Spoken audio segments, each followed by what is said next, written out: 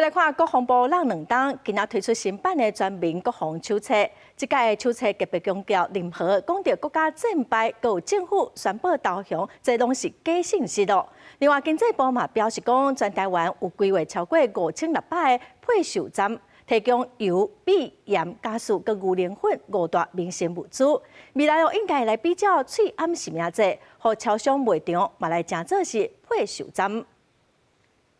经过2年，全民国防手册改版，内容精准简单，透过互人看有的图文，民众会当学会晓救家己、甲救别人，互大家有准备、更较安全。和旧版的手册差别是，亲像拆掉敌人甲咱方军人制服的分别。专动署表示，解放军这时可能继续国军，归期指民众离军队的活动较远咧。也若外界关注的配售站，目前全台湾有超过5600个点配售5大民生物资，未来有机会甲便利商店卖场合作。 配售的品项有食用米、食用油、这个食用盐以及瓦斯。那近期再加上这个婴儿奶粉这5项是我们目前这个配售的项目。来参考口罩实名制的一个做法，希望能够透过超商或者是卖场的一个据点，它的一个普及性那。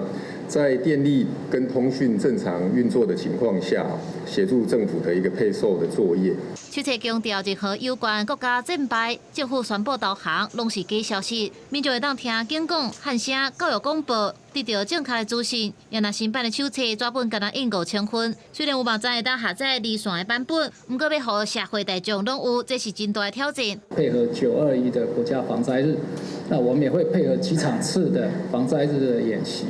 来做现场的发放，另外也会借由北中南的全联定点式的发放。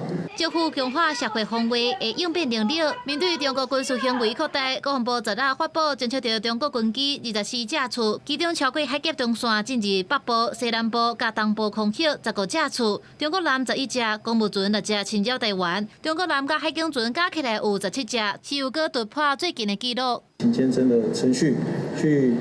针对这些动态来做掌握跟监控。